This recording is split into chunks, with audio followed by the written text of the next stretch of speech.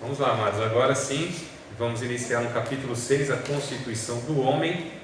Nós vamos falar hoje então sobre as partes, que constituem o homem. Na verdade, amados, o que acontece? O homem, a gente chama de dicotomia e tricotomia. O que é isso? É justamente a divisão que se tenta fazer a respeito da constituição do homem. Mas o homem não se divide, Tricotomia, quer dizer que o homem ele é dividido em três partes. Dicotomia, que o homem é dividido em duas partes. Então são dois conceitos diferentes. Uma é uma abordagem levando em conta que alma e espírito são termos intercambiáveis, ou seja, querem dizer a mesma coisa, só que usando termos diferentes, tá certo? Então a dicotomia acredita que o homem tem a parte material e a imaterial. Corpo, alma e espírito seria a mesma coisa. Isso na visão da dicotomia. A tricotomia já pensa que de fato são três partes distintas: espírito, alma e corpo. Inclusive a ordem que está lá em 1 Tessalonicenses capítulo 5, versículo de número 23, vai dizer isso: e o Deus e Pai vos santifique em tudo, em todo o vosso espírito, alma e corpo. Essa é a sequência, inclusive, que a Bíblia está tratando da ordem espiritual. Então, espírito, alma e corpo.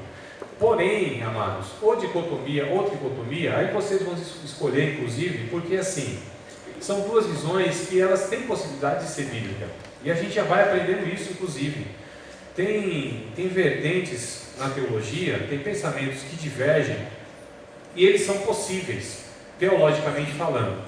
E aí, às vezes, um vai preferir um, o outro vai preferir outro, tá bom? Só um não pode chamar o outro de herege, Porque a Bíblia, ela tem algumas ocasiões e alguns assuntos que dão margem para ter duas opiniões, sem que necessariamente uma seja certa e a outra seja errada. Agora, lógico, tem alguns assuntos que são doutrinários e eles precisam ser bem definidos, Inclusive, quando fogem daquilo que é tradição da igreja, historicamente falando, então é um perigo que se incorra aí uma heresia, que se forme uma seita, que seja um ensinamento mesmo prejudicial à igreja. Então não se pode ferir o que é doutrina na Bíblia. Doutrinas são aqueles ensinamentos que são essenciais para a fé cristã. A Trindade, por exemplo, Deus constituído de três pessoas, o sacrifício vicário de Cristo, a santificação, a eternidade, a expiação do pecado. Então são a Bíblia como sendo única e infalível palavra de Deus, tá certo? Então são doutrinas que temos que concordar nisso. Se a gente não concorda em outras coisas, não tem problema. Aquilo que é periférico, a gente até tem a possibilidade, porque a gente está aí numa elaboração teológica. A teologia se faz a lápis, eu costumo dizer, no sentido que nós temos uma construção de 2000 anos de teologia. Então a gente vem numa tradição de muitos homens de Deus, mulheres de Deus, pensando a respeito da Bíblia, e a igreja foi construindo. A igreja não nasce, porque hoje a gente pensa assim, que a igreja sempre foi do jeito que é, todo mundo sempre pensou do jeito que pensa hoje. Não, isso foi uma construção, tá certo? Na verdade, Deus, ele foi se revelando ao homem pouco a pouco, de uma forma gradual, isso desde sempre. O Antigo Testamento, por exemplo, é uma construção de pensamento de Deus. Há muitas coisas escritas no Antigo Testamento que não é vontade expressa de Deus. Deus tolerava. Deus, ele aceitava, mas não concordava. Havia a realidade da poligamia, não havia? No Antigo Testamento? Não era algo aprovado por Deus, mas a gente percebe que era tolerado por Deus. A escravidão, por exemplo, é algo que a gente vê dentro dos judeus, do povo hebreu. Era algo que Deus, não era sua vontade, mas Deus tolerava isso. E outras coisas mais que a gente percebe que não é vontade de Deus, assim expressa mesmo, mas Deus ia trabalhando conforme a capacidade do homem assimilar a sua vontade. Lembra na primeira aula que eu disse que quando o homem peca, o Adão peca, o casal peca, eles são afetados em 5 áreas da sua vida, e a primeira delas é a teológica, ou seja, a compreensão de quem é Deus, da vontade de Deus. Isso fica prejudicado pelo pecado. É o pecado que torna embaçado, como diz o jovem antigamente, embaçado. Torna embaçado a vontade de Deus clara, E aí a gente precisa estudar a Bíblia. A gente precisa estudar a vontade de Deus. Ninguém nasce sabendo, ninguém sabe sem ser ensinado, né? Ninguém aprende por osmose, apenas por compartilhar, de repente, na presença de alguma pessoa. A pessoa precisa ser orientada. Nós não nascemos prontos. O ser humano, ele precisa ser construído. Inclusive, precisa aprender a ser gente. Não nasce gente. O ser humano é uma construção, irmãos. Tá certo? Gato nasce gato, né? Jacaré nasce jacaré. Sapo nasce sapo. O girino, mas tá lá. Mas o ser humano não, ele precisa ser ensinado a ser gente, não é? Aprender os princípios e os valores que são universais, inclusive independente de cultura. Existe também ainda essa problemática nesse meio, questão de cultura, porque o que é talvez aqui um comportamento certo, talvez não é em outro local, não é? Em outro país, em outra cultura. Aí a gente precisa inclusive ver o que é essencial numa cultura, e ela precisa ser preservada porque ela é vontade, verdade de Deus, e tem coisas que é meramente uma forma de ser e existir como uma coletividade em uma certa determinada época e local, né? Porque a gente pensa assim, não, se a gente pega aí um irmão escocês, imagina, não é? Vem aqui com aquele saiote, ainda que seja bonito, quadriculado e tal, mas a gente vai achar esquisito, né? A gente até fala, esse irmão não é muito firme, não. Né? Se nós formos na Alemanha, por exemplo, os nossos irmãos na Alemanha tomam uma cervejinha, né? Os nossos irmãos na Europa tomam um vinhozinho, mas não é um hábito nosso. Já é às vezes um ponto polêmico que vai entrando no meio aqui evangélico no Brasil, essas questões e tal, para os irmãos, mas é uma questão, a gente tem que discutir muito isso aí, questão cultural. Geralmente a igreja evangélica, e principalmente a pentecostal, ela é abstêmia, né? Não faz uso de bebida alcoólica, nem sempre as igrejas históricas fazem isso, mas é uma discussão que cabe, mas no momento oportuno, não agora. Eu estou falando que cultura, a forma de viver são diferentes, nem tudo é certo, nem tudo é errado, é só uma forma de viver, a gente precisa distinguir isso. Muitos missionários, eles foram até países e cultura e eles colonizaram. Por exemplo, se vai um missionário dentre os índios, a primeira coisa é pôr roupa dos camaradas, né? Não é? Aí depois quer pôr um terno e uma gravata, além de roupa, terno e gravata. Eu não tenho nada contra terno e gravata, né? Mas já quer impor sobre essas pessoas uma forma que é a cultura dele de ser e existir, que necessariamente não é nem pecado, não é nem certo e nem errado, tem coisas neutras. O que eu estou querendo dizer é o seguinte: então Deus, ele foi trabalhando, tá certo? É por isso que a gente tem que ter cuidado quando lê o Antigo Testamento, e eu percebo isso demais, que as pessoas leem o Antigo Testamento e querem fundamentar doutrina em passagens do Antigo Testamento. Cuidado. Só é verdade doutrinária para comportamento do cristão, aquilo que está no Antigo Testamento, se o Novo Testamento ratifica aquilo. Compreenderam isso, irmão? Então, cuidado você pegar a passagem do Antigo Testamento e querer fazer daquilo uma doutrina, um ensinamento, querer que as pessoas se comportem daquele jeito, porque muitas coisas, inclusive, eram específicas para o povo judeu naquela época. Teve um propósito, cumpriu o seu propósito, a sua finalidade, serviu, né, para um momento, mas já não cabe mais para o Novo Testamento, para o cristão e ainda muito mais brasileiro, né? Então tem uma série de questões que é meramente cultural ou da época, tá bom? Não é que a verdade de Deus mudou, porque verdade de Deus, ela continua no Novo Testamento. Por isso que eu disse, está no Antigo Testamento? Opa, isso aqui é ensino, vamos procurar no Novo, porque o Novo diz respeito a nós. Então a Bíblia é essa construção de pensamento, a teologia é uma construção de pensamento. Ninguém é absoluto aqui, tá certo, irmão? Então a gente precisa estar trabalhando nessa questão. E o ser humano, ele precisa então ser ensinado, instruído. E aí a gente vai trabalhar hoje sobre a constituição do homem, né? Partindo do princípio que o ser humano é uma pessoa. Por que ele é uma pessoa? E um animal, por exemplo, não é uma pessoa. Nem sei se eu já falei isso com vocês. Falei? Não? Por que um animal não é uma pessoa e por que o ser humano é uma pessoa? O que define? Qual é a característica que define uma persona? Uma pessoa. Os testemunhos de Jeová dizem que o Espírito Santo não é uma pessoa. Eles dizem que é uma força que emana de Deus, energia, alguma coisa desse tipo assim, né? Mas aí a Bíblia, ela vem mostrando características, as passagens da Bíblia, né? A respeito do Espírito Santo, que tem características que mostram que ele é uma pessoa. Porque Deus é uma pessoa. Porque nós somos imagem e semelhança de Deus, e somos uma pessoa. Sim, mas o que é necessário então para ser uma pessoa? O que define uma pessoa? Corpo, alma e espírito. Eu perguntei primeiro. Agora você está perguntando. Raciocínio, consciência.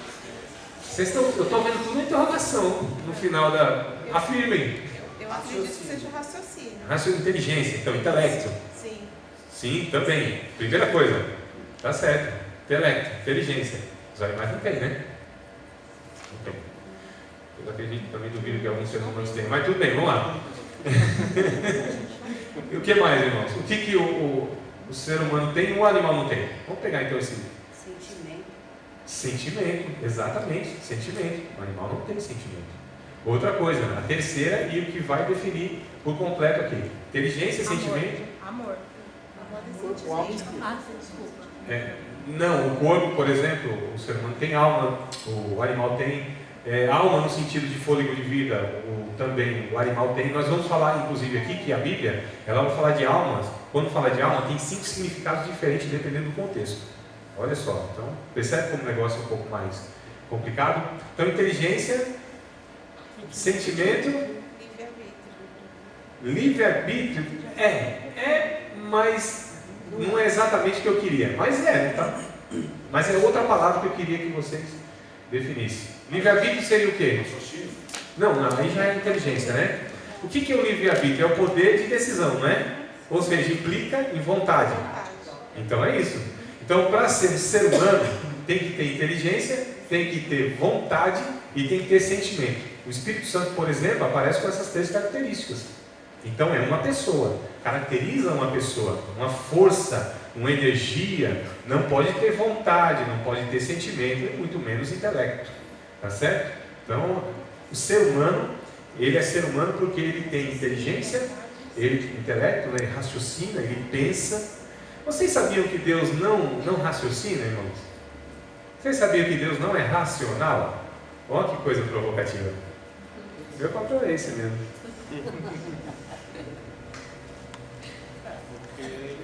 Ele não precisa raciocinar porque ele é perfeito.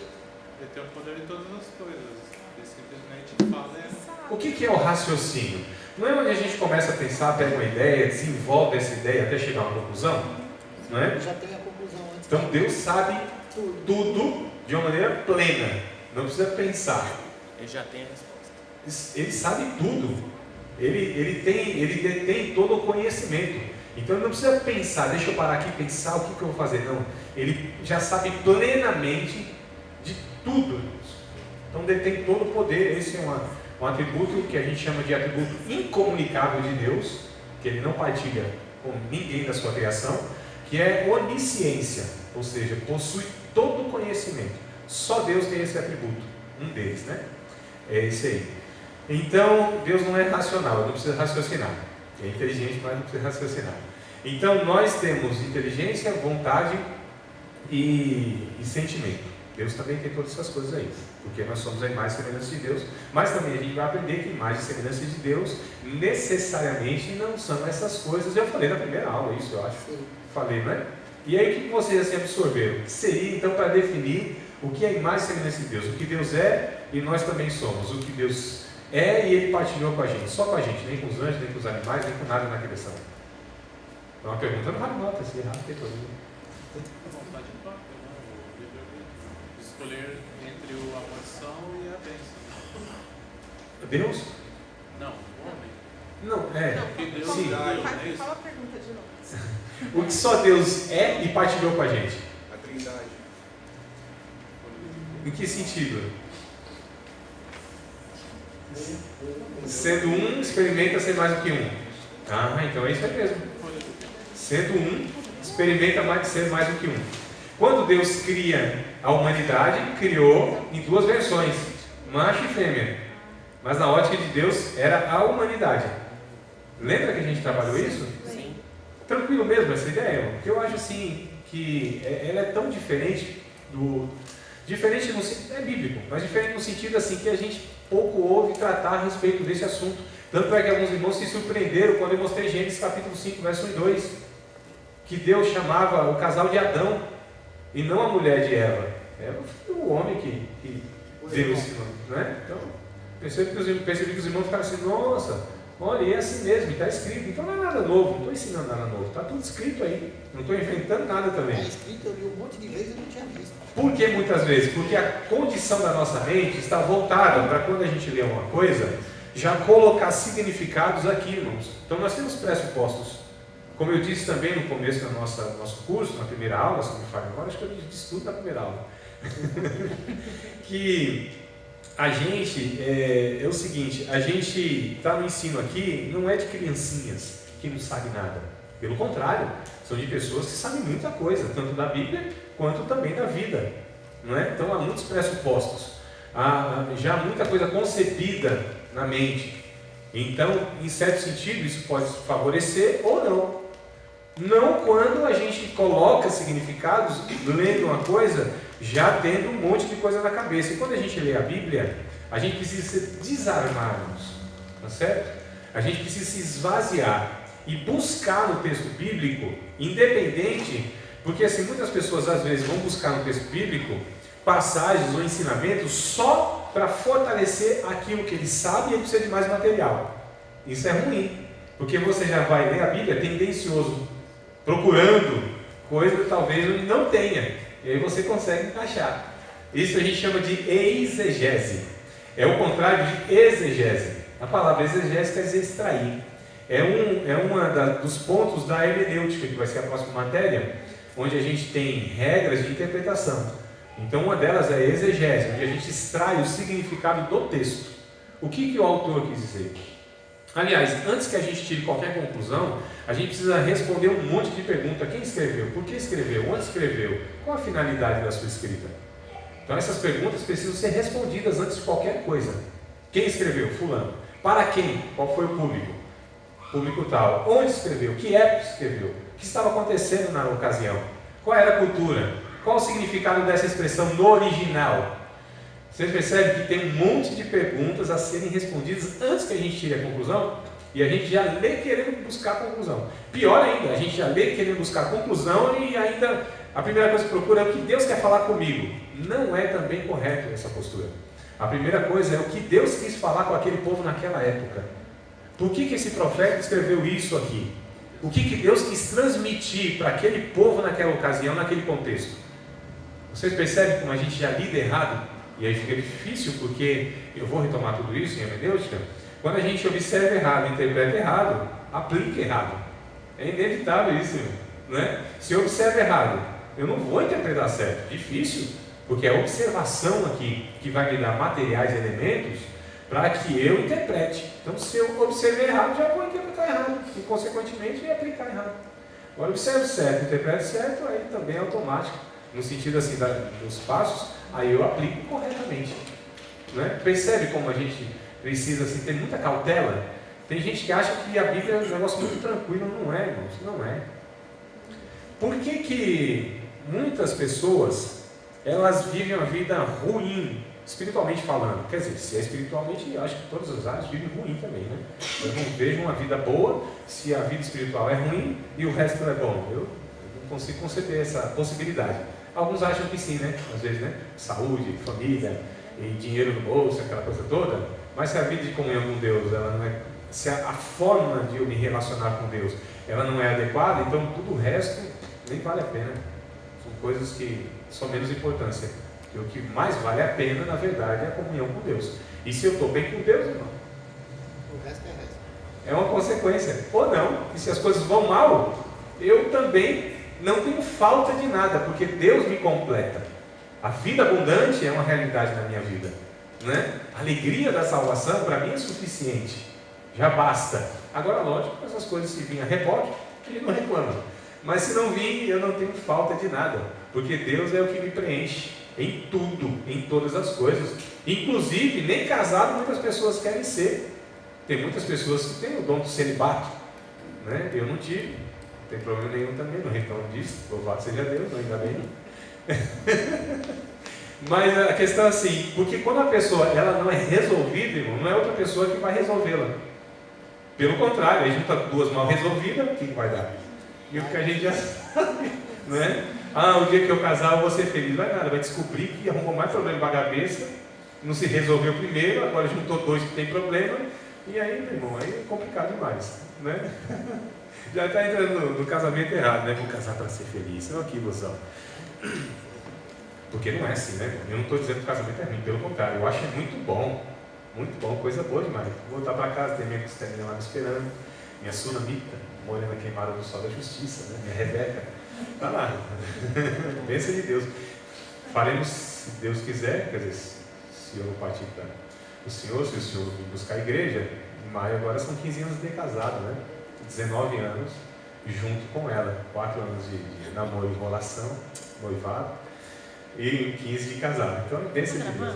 Sim. Ela vai ver depois. Não tem nada, eu sou resolvido com ela também. Amar. Não tem. Sim, você queria achar ruim de alguma coisa. Ela vai amar. É?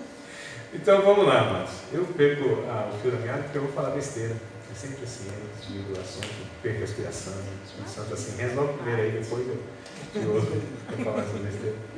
Mas você está falando do que antes disso, irmão? Vocês lembram? Por que é que nós somos? Ele testa a gente todo fim, tá vendo? Somos. Porque somos. Mas o Cérebro de Jefferson também, não é nome, não é?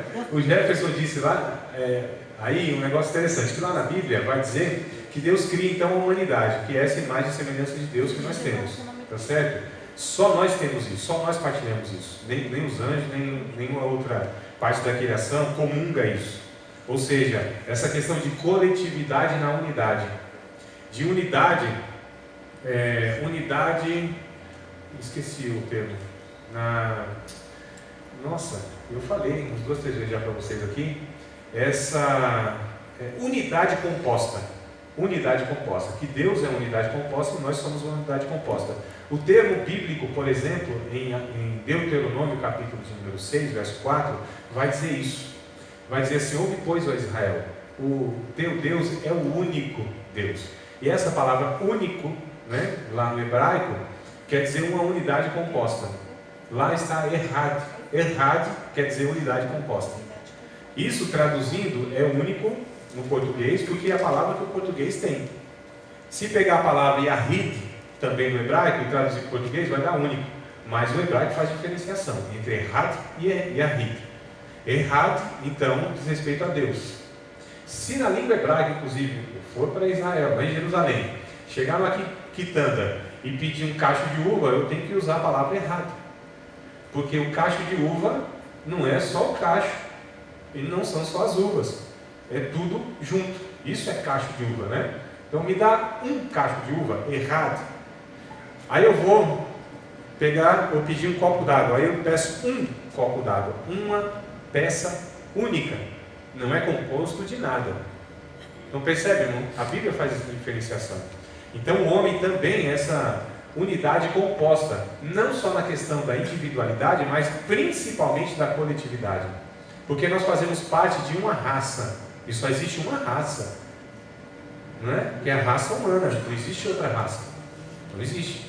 Conceitualmente falando da antropologia, não existe, não se trata, era até um termo que se usava para definir raça como etnia. Hoje não, só se usa etnia mesmo, porque é o ethos da origem de onde veio, mas raça é uma só, é raça humana. E aí na individualidade então, nós somos únicos, mas nós somos composto e aí nos tornamos um também, que é a raça humana na coletividade. E isso deve ser expressado, irmãos, e o Evangelho, a proposta é resgatar isso em nós, essa individualidade exacerbada que nós temos e a característica dos nossos dias. Houve épocas na história humana que o ser humano tinha um paradigma de pensamento, né? Então assim, o mundo já pensou, numa época, era chamado de teocentrismo, ou seja, Deus era o centro de tudo. Não estou falando de reconhecimento e adoração, mas tudo que se tinha por verdade, porque vinha da religião, não é? Inclusive a Igreja Católica dominou por séculos e séculos o mundo, ditando o que era certo e errado em todas as áreas da vida, irmãos. na ciência, dentro de casa, no comércio, onde fosse. Então era a Igreja Católica que decidia. Os cientistas foram surgindo e dizendo que, contrariando a Igreja Católica, eles eram queimados, apedrejados, mortos, presos, tinha que se retratar, não é? Então, se a Igreja Católica disse, a verdade é essa, todo mundo aceitava. Havendo contradição, então ela eliminava. Então, mas aí se via a humanidade na história como o teocentrismo, né? A religião, Deus no centro aí para determinar as coisas. Aí depois houve uma época chamado de antropocentrismo, ou seja, o homem era o parâmetro, era o paradigma de tudo. Vocês já viram assim alguma revista de ciência que tem uma figura de um homem assim, tudo, né? Ou seja, o homem era o paradigma de tudo, o homem era a verdade de tudo. Aí houve outra época que a ciência é que determinava o que era certo e o que era errado, tanto inclusive da religião a respeito de Deus. Não, Deus não existe, porque não pode ser provado, não tem fatos, não tem evidência. Quem prova? Deus, não é? Quem prova a existência de Deus? Então o que a ciência falava, irmãos, era absoluto, não tinha como negar, ninguém negava, né? Estou falando do consciente coletivo, tá? No pensamento, estou falando da humanidade. Aí houve uma época, aliás, que é chamada de pós-modernidade. Ela é contada a partir de 1989, com a queda, o marco é a queda do Muro de Berlim ali, né? Na Alemanha. Então, de lá para cá, é conhecido como pós-modernidade. Então, se antes Deus era absoluto, depois a ciência é absoluto, o homem é absoluto, a ciência é absoluto. O que seria absoluto, então, na pós-modernidade? Tudo? Mistura de tudo. Um pouco de cada. Ou nada? Ou tudo é relativo? Tudo é relativo. Tudo é relativo. Não é nada. Porque hoje, irmão, é assim, a gente vai falar assim, a verdade de Deus é essa. Aí se você não é cristão, você vai falar assim, não, é a tua verdade, a minha verdade é outra. Então hoje, sim, então cada um tem a sua verdade. Não existe absoluto. Qual é o paradigma de família? Estão se perdendo, irmãos. Não tem nem questão. Quem diz que tem que ser o homem e a mulher? Por que não pode ser duas mulheres ou dois homens? Porque a Bíblia diz que não. Não, calma aí, eu não estou tratando da Bíblia, eu estou falando do coletivo consciente. Vai conversar isso com as pessoas que não conhecem Deus.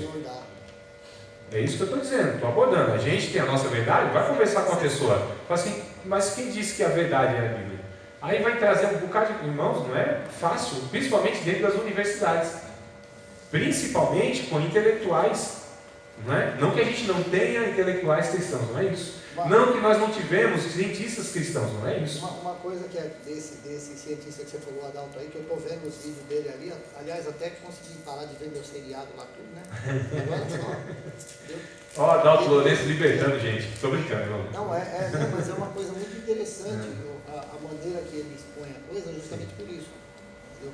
Esse fato de a ciência, ele mostrando que, na verdade, a ciência consegue provar sim que Deus existe. Entendeu?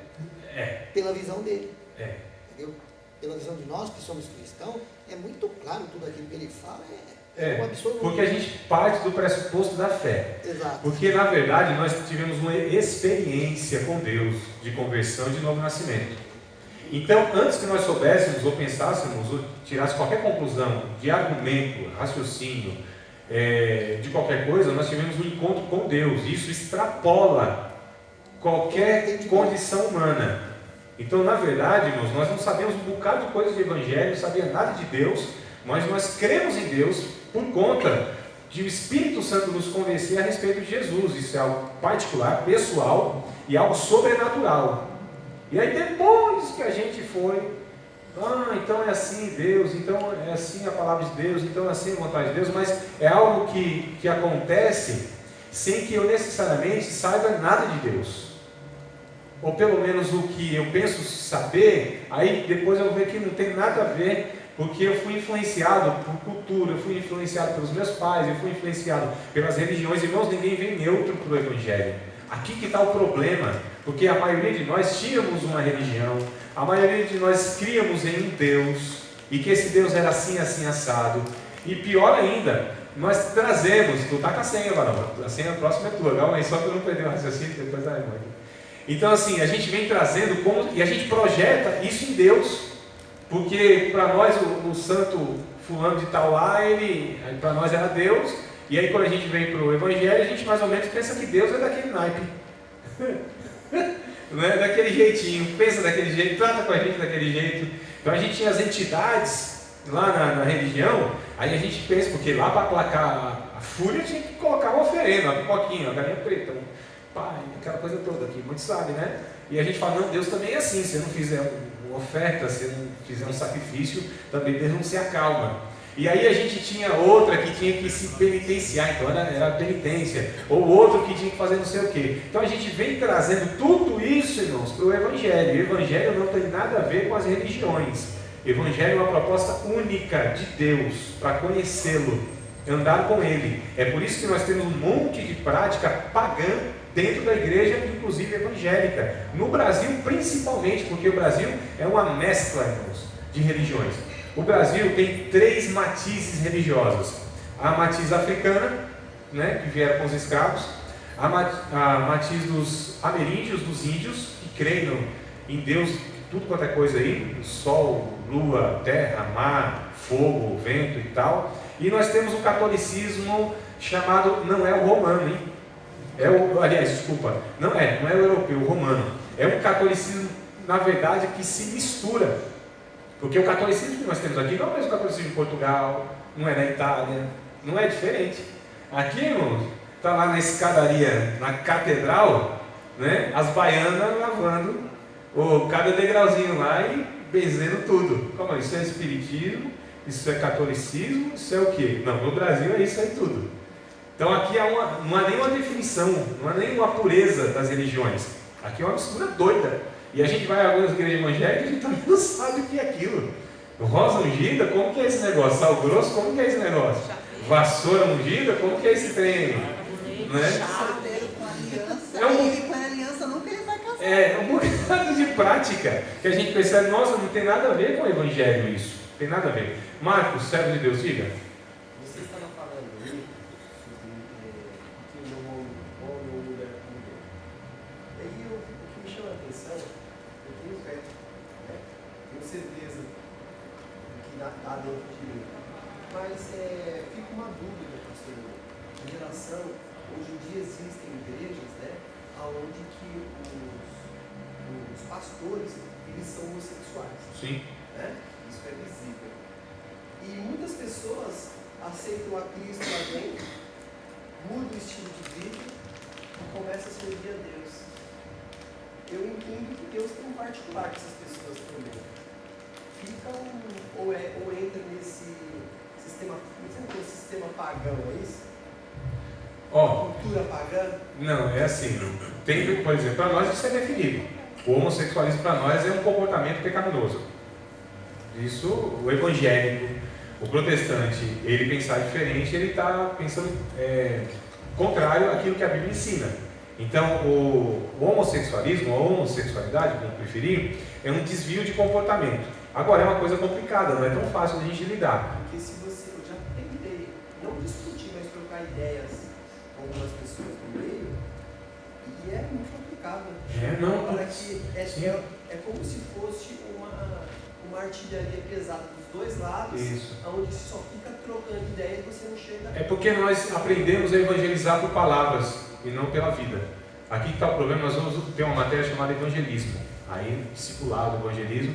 Aí nós vamos tratar como que a gente se relaciona, como que a gente evangeliza, como que a gente leva essas pessoas a Cristo. Né? Que a gente sempre foi ensinado no embate, na disputa de verdade, porque eu tenho a verdade. Meu Deus é o verdadeiro e o teu não é. E aí eu vou provar para você que Deus é Deus e o teu é Baal. Mais ou menos assim. Mas assim, eu só queria traçar essa história da humanidade nesse sentido, para chegar hoje, qual é então o paradigma de pensamento hoje? Porque a pós-modernidade, para muitos ainda continua. Para mim, que sou estudante de sociologia, a gente já está indo para a hipermodernidade. Mas qual é a característica da hipermodernidade? Qual é a característica? Não quer falar? Posso continuar? Então que bom. Qual é a característica da hipermodernidade? Porque na pós-modernidade não tinha absoluto, tudo era relativo, não é? Engraçado que assim, nós tivemos 5 homens que mudaram o pensamento do mundo. Moisés disse, a lei é tudo. E todos os 5 judeus, olha que curiosidade, todos os 5 judeus. Moisés disse, a lei é tudo. A mensagem de Jesus era, o amor é tudo. Não é? Aí Freud disse, o sexo é tudo. Karl Marx disse, a economia é tudo.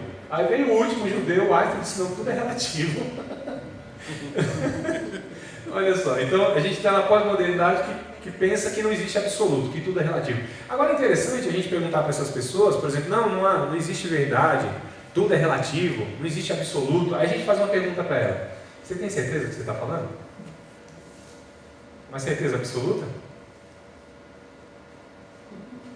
O que ela vai responder? O que ela é obrigada a responder? Que é uma verdade. Se ela afirmar, ela está se contradizendo. Então é uma coisa incoerente, né? Mas tudo bem, deixa para lá. Aí a hipermodernidade, para mim, a característica que a gente vê hoje, que define essa forma do ser humano enxergar as coisas, é a chamada individualidade, que é muito forte hoje no ser humano. A individualidade, esse senso do que o mundo todo vive para ele, por ele e para ele, glória a ele, louvado seja ele, né? E a estética. São duas coisas que o ser humano hoje valoriza mais do que tudo. Estão desconstruindo a coletividade, irmãos. O que importa é o meu direito. Não é? O que tem crescido no Brasil não é o movimento dos desigrejados? Não é? Então eu não preciso de igreja, não preciso de ninguém, não preciso de quem, cada um por si, cada um manda em si. É suficiente, Não precisa de vida, é eu e Jesus. Resolvido. É eu e Deus. Não tem intermediário. Em certo sentido não tem. Mas a questão da desvalorização, na verdade, do coletivo. Isso nós vemos, inclusive percebemos nas músicas que nós cantamos, hein, irmãos? As músicas denunciam a nossa teologia, o que está no nosso coração. Não é? Entra na minha casa, entra na minha vida, meu. Percebam, as músicas que vocês ouvirem, quantas vezes tem o pronome pessoal possessivo? Meu, minha, meus, minhas. Percebam isso aí. Isso vai denunciar muita coisa da música. Porque antes a gente cantava na coletividade, nosso Deus, né? Nossa família, nosso pastor, aquela coisa sempre na questão coletiva, do corpo, da família, sempre na questão mesmo de que não sou eu mesmo, não sou só eu, e eu não sou ninguém sem vocês, vocês não são ninguém sem mim, e nós todos juntos formamos o corpo de Cristo. Os membros em particular, é verdade, mas todos dentro de um corpo. Porque, irmãos, fora do corpo só tem um membro que sobrevive, que é a mão da família Adams. Não é verdade, mano? Já viu outra mão? Se é aquela? Você vive assim? Tem nome aí na mãozinha? Olha, tem nome, individualidade, tem nome, identidade, deve ter RG e tudo, você deve, não é? Então assim, essa questão é muito forte, a individualidade, eu, e quem criou esse negócio de eu, nossa, a gente sabe quem foi ele, o outro, é isso, esse aí. Ele disse, eu subirei ao céu, acima das mais altas nuvens, eu farei o meu trono, me assentarei, eu serei exaltado, eu serei maior do que o Altíssimo. Aí fala, nossa, mano, eu lembro desse texto, não está eu não. É porque esse eu está lá, que a gente aprendeu na escola, de sujeito oculto, né? É isso mesmo? Está lá. Me assentarei, exaltarei, serei, mas está o eu oculto lá. Então ele é esse eu, ele é esse soberbo em pessoa. Eu é esse que acha que não precisa nem de Deus, inclusive pensa que é até Deus, e nem muito menos dos outros, não é, irmão? Então isso é uma proposta do Satanás. Essa questão da individualidade hoje é muito forte. A individualidade é estética. Nossa, como se vive pela aparência. Nossa, irmãos, como se valoriza e se cultua o corpo de uma maneira assustadora, mais do que os gregos na antiguidade. É um negócio terrível, não é? Assim, um negócio, todo mundo quer ser jovenzinho. E o respeito ao próximo não existe mais. Não, porque o que importa sou eu, quem é o outro? O outro para mim é problema dele. Mas a maioria das vezes nós não fomos ensinados desta forma. Sim, claro, pelos nossos pais, pela cultura pecaminosa, pelos ensinos regidos, e por trás disso está o diabo. É por isso que a Bíblia diz que ele é o Deus desse século. Esse sistema corrupto é ele que rege através da cultura, através do ensinamento, até em escolas. Então isso tudo, irmãos, é na verdade uma consequência da queda do homem, que tenta afastar Deus, ou nós de Deus. E aí começa por onde, irmãos? Aqui, ó. A questão é essa, é entendimento das coisas, é compreensão das coisas. É por isso que eu acredito que no Brasil hoje, para amenizar, resolver, acho que não tem solução não, essa desgraça que está o Brasil na questão religiosa, que é escândalo atrás de escândalo, meu Deus do céu. Eu acho que não é oração não vai resolver isso. Eu não estou dizendo que a gente não tem que orar, eu não estou dizendo que a oração não é importante, e eu não estou dizendo que a oração não é essencial, mas não é caso de oração. É caso de correção doutrinária, irmãos, de entendimento, de pensamento, de ensinar o que é Bíblia, porque só através da educação é que a gente ameniza todas essas coisas esquisitas que estão por aí, horrendas que estão por aí, escandalosas, coisa absurda, não é? Que até ímpios estão enxergando e falando, nossa, que coisa esquisita. Até os ímpios, até gente que não tem paradigma, a gente conversa com meia dúzia de jovens inteligentes, eles vão falar, nossa, não, chacota, irmão, faz meme. Muito agora depois desse Não é? celular, pronto. Aí a gente é taxado como quem? Alienado, gente assim, bitolada, ignorante, não é? Por conta dessas coisas. Então o que acontece? A estética tem sido muito forte, a individualidade tem sido muito forte. E isso para mim é característica desses últimos dias, tá certo? Ou pelo menos, aliás, a Bíblia também diz isso, vamos ler o texto? Em Timóteo, a Bíblia já dizia também dessa característica. Eu? Será que a gente pode também dizer que está vivendo uma cultura babilônica? Irmão, pagã, porque a Babilônia ela teve uma contribuição, o Egito teve a contribuição, os medos persas tiveram a contribuição, Roma teve a contribuição, a Grécia teve a contribuição. Então todas essas culturas elas vieram distorcendo cada vez mais. Irmãos, na verdade Satanás não tem nada novo, é que ele usa máscaras, formas diferentes de se apresentar. A gente que às vezes é atrasadão, né? A igreja parece sempre estar um passo atrás da história, não é, irmão? Sempre, um negócio assim terrível. E não consegue enxergar oportunidades na modernidade, na tecnologia. Para nós tudo é do diabo e tal. E o diabo vai usando e a gente poderia usar também e não usa em prol do reino de Deus, não é, irmão? O rádio já foi a coisa do Satanás quando foi criado, lembra? Era tira-visão, com diabólico e tudo no telhado. A igreja no passado. Não, era disciplina, claro. A internet, então, irmãos, é outro negócio assim que fala do Satanás. Não é, irmãos. São ferramentas que nós deveríamos e poderíamos usar de uma maneira adequada para proclamar o reino de Deus. Se tem uma coisa que crente usa mal, é o tal do Facebook. E nem vou falar do tal do WhatsApp, que me dá tremedeira, irmão, de nervoso que eu fico. Rapaz, esse negócio começou, foi lá no Orkut. Mas o Orkut não era... Mas a questão, amados, é que a gente não consegue, né, lidar com algumas coisas que deveriam ser mais simples para nós, que deveríamos ter uma visão mais abrangente das coisas da vida, da eternidade e tal. 2 Timóteo capítulo 3, verso 1, 2 e 3 e 4 também. 2 Timóteo capítulo 3, verso 1 ao 4. 2 Timóteo capítulo 3, verso 1 ao 4. Diz assim: sabe, porém, isto, que nos últimos dias sobrevirão tempos trabalhosos, porque haverá homens amantes de si mesmo, olha só que coisa interessante, individualistas, né? Avarentos, que é aqueles amantes do dinheiro, quase não tem hoje, né? Presunçosos, soberbos, blasfemos, desobedientes a pais e mães, ingratos, profanos, sem afeto natural, irreconciliáveis, caluniadores, incontinentes, cruéis, sem amor para com os bons, traidores, obstinados, orgulhosos, mais amigos dos deleites do que amigos de Deus. Amigos do deleite, individualidade. Quem é o Deus deles? O ventre. Cada um querendo saciar os seus desejos, o seu pecado, a sua individualidade. Não é, irmão? Cada um querendo viver na aparência. Essa é a questão. Então a gente percebe que o ser humano, ele tem se desviado, se distanciado tanto de Deus que tem perdido em muito a imagem e semelhança de Deus. Em todo ser humano há um certo grauzinho de imagem e semelhança de Deus, é fato. Mas em uns a gente percebe que tem muito menos. Tanto é que quando a pessoa tem um ato, faz alguma coisa, a gente fala, parece um animal. Quando não, parece um demônio. Então o que é isso? É a desumanização de ser humano para animal para demônio. Olha, irmão, vai perdendo a característica. Quem são os demônios? É a individualidade pura.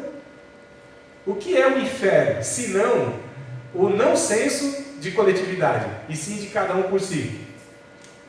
Percebe? Tem igrejas, inclusive, que refletem muito mais o inferno do que o céu na sua convivência comunitária, porque não tem comunhão nenhuma.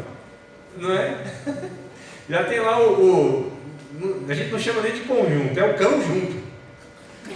Não é, irmão? É brigaiada, é desentendimento, cada um trabalhando para si, cada grupo que trabalha para si. A gente percebe isso em muitas organizações religiosas, né? Então, quando chega as suas comemorações anuais, então cada um trabalha por si, não há um senso de coletividade, não há pessoas se ajudando, não há jovens engajados com os velhos, não há velhos dialogando com os adolescentes, não há os adultos falando com as crianças, né? Não existe esse senso de família, que todos nós somos de todos nós, de que o filho da irmã que está nas drogas não é o filho da irmã, é o meu filho também, e eu preciso chorar com os que choram.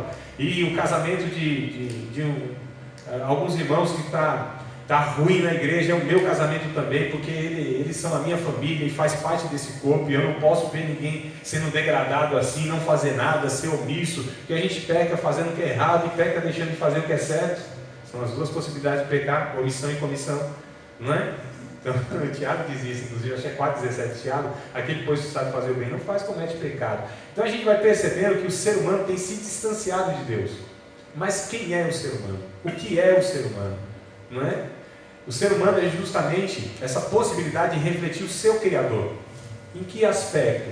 Na coletividade, no sacrifício pelo outro, no amor pelo outro. O que diz Filipenses, capítulo de número 2, irmãos, verso 3, 4, 5, 6, 7, 8, 9, 10 e 11 também. Abra a Bíblia para conferir. Havia uma situação, tinha duas diaconisas lá, Evódia e Sinti, parece que elas viviam numa brigaiada. E Paulo disse assim, não, sintam a mesma coisa, eu acho que é o verso 2 ou 3 que vai falar isso. Filipenses, capítulo 2. Aí, mais para frente, capítulo 2 de Filipenses, verso 3 até o 11, eu vou falar aqui para vocês. Aí o Paulo diz assim, olha, sintais a mesma coisa. Não façais nada por vanglória, sim por humildade. Olha que coisa interessante. Cada um considere os outros superiores a si mesmo, tendo o mesmo pensamento. A tradução aí está sentimento, mas não é a melhor versão, tá? Tendo o mesmo pensamento que houve também em Cristo Jesus, que sendo em forma de Deus, não teve por usurpação, ou seja, direito seu, o ser igual a Deus. Antes, aniquilou-se a si mesmo. Olha, esvaziou-se, renunciou. É impossível, preste atenção, é impossível alguém dizer que serve a Jesus e não renuncia a si próprio. É impossível seguir a Jesus sem negar a si mesmo. Jesus disse isso. Quer me seguir? Se alguém quiser me seguir, primeira coisa, renuncie a si mesmo. Tome a cada dia a sua cruz e siga-me. Então, renúncia de si mesmo. Já não vivo mais para mim. Vivo para o outro. Se vivo para Deus, eu vivo para o outro. Não tem como viver para Deus e não servir o outro. E não tem como servir diretamente a Deus se não for pela via do humano. Porque Jesus disse, quem faz alguma coisa para os meus pequeninos, serve a mim. E quem não faz, também não serve a mim. É simples, né, o negócio, né, mano?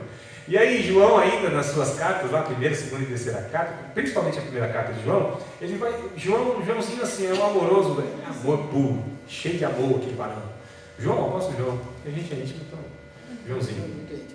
O João, da mesma família, né? Não tenho ele como superior. É meu irmão, João, por isso que eu chamo de João. Aliás, às vezes eu até chamava de João. O João, irmão João.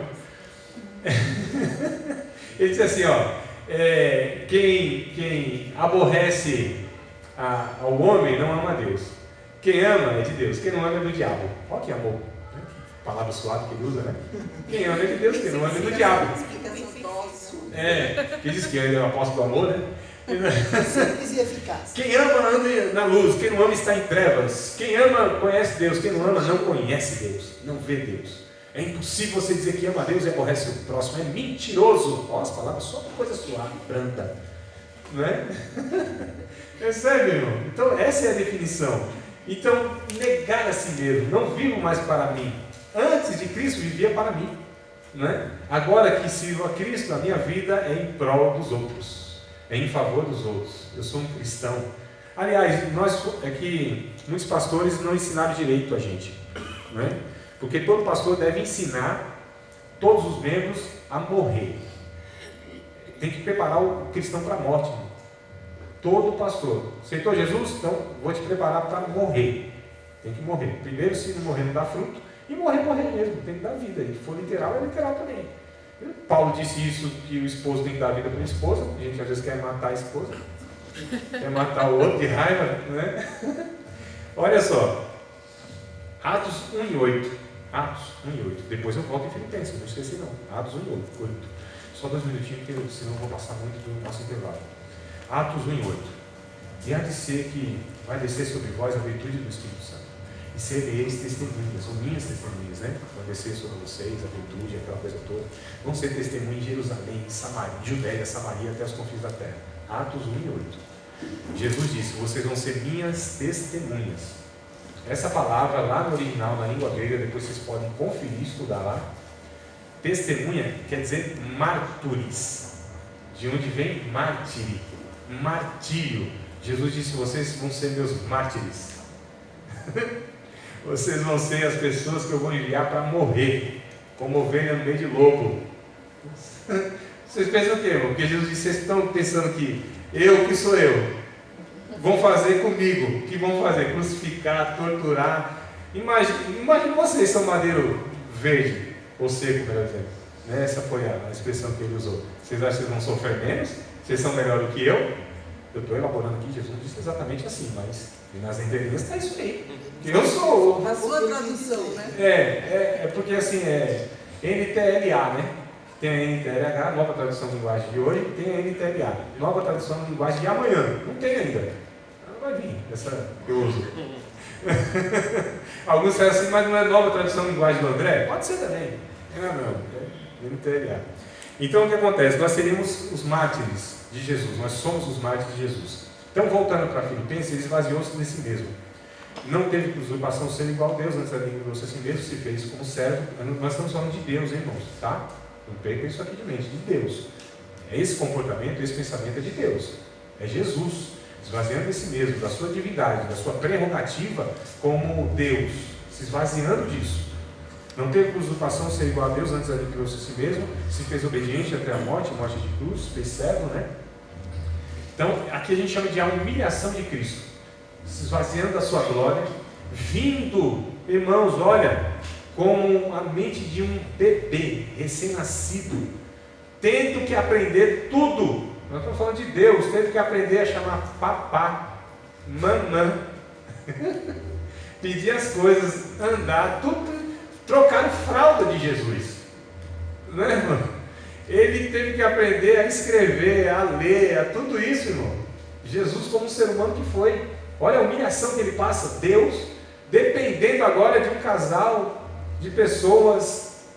Percebe a humilhação que ele enfrentou, sendo Deus? Só que a Bíblia diz que nessa... Aí vai continuar o verso seguinte aí do capítulo 2 de Filipenses, que vai dizer que nessa humilhação, então Deus o exalta soberanamente, acima de todo nome, para que o nome de Jesus se dobre todo o joelho, no céu e na terra, e confesse que Ele, Jesus, é o Senhor, para a glória de Deus Pai.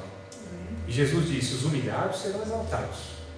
Aqueles que se sacrificam, eles anunciam o reino de Deus, porque nós somos reinos de servos, irmãos, não de senhores. Não existe senhores no nosso meio, só existe um Senhor no nosso meio. E quem muito mais é dado, também muito mais será cobrado.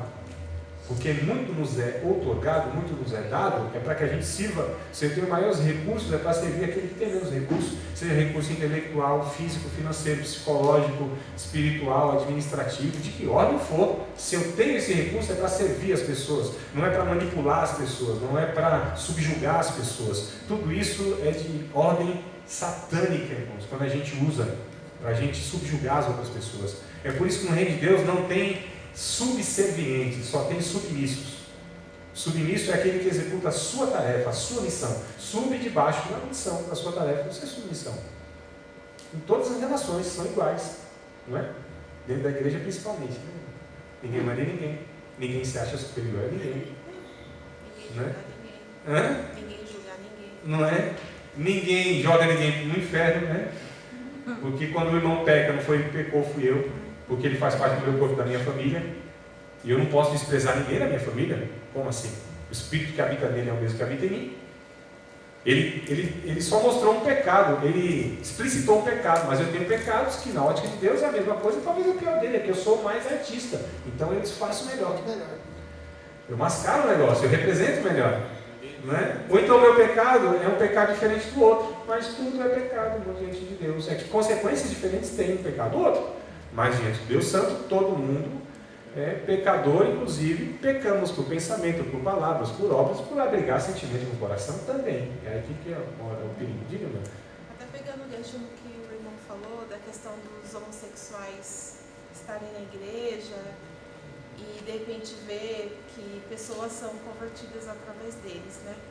Eu acho assim que antes deles serem homossexuais são pessoas. Seres humanos. Seres humanos. Sim, claro. E hoje a igreja acabou, assim, falando de uma forma geral, excluindo eles. A gente né? é moralista, né? A gente julga Isso, pecado pelo exatamente. grau moral. Exatamente. Pelo grau moral. É claro que, assim, dentro do que nós aprendemos, o homossexualismo não é aceito nem será, né? É. Dentro da ótica de Deus, do que nós Nenhum cremos. pecado é aceito, né? Mas, ele é homossexual, mas eu posso ter um outro pecado, né, também. A questão é que o que está sendo praticado? A gente vai trabalhar essa ideia de pecado, que a gente parece que a noção que a gente tem é essa, né? Esse aqui é pecador lazarento mesmo. Pecadorzão, né? E eu não. Então, assim, a gente valora pecado, né? Esse aqui é pecadão, esse é pecadinho. Isso. Por exemplo, quem já foi disciplinado na igreja por fofocar? Difícil, né? Difícil, né? Não falou mal do outro, disciplina. Vamos tratar esse irmão aqui, porque ele caiu aqui no pecado da fofoca. E aí a gente precisa tratar esse cidadão, porque ele está prejudicando o corpo de Cristo, está fomentando. Deus aborrece o fofoqueiro. Deus, ele não aprova o mexeriqueiro. Não, para Deus é abominável. Aquele que fala mal do irmão, nossa, Provérbios diz que tem coisas que Deus aborrece, tem uma que ele abomina, e o que ele abomina é aquele que fica semeando contenda entre os irmãos. Mas a gente tem isso como pecado digno de ser tratado o caráter da pessoa? Não. Agora vamos se fazer, nossa, é o Satanás que está entrando na igreja para desvirtuar todo mundo. A gente tem até medo, parece que é contagioso, não vou nem relacionar. E o adúltero então? E o mentiroso? Quer dizer, mentiroso às vezes até a gente tolera também alguns aí deles, né? A mentirinha e tal. Então o problema é a gente valorar isso, irmão. Julgar pecado na questão moral. Não é essa a questão. Mas a gente vai para o intervalo, a gente volta porque nós estamos falando do ser humano. Esse gente boa, esse ser humano assim. Ser humaninho. Esse ser humano que eu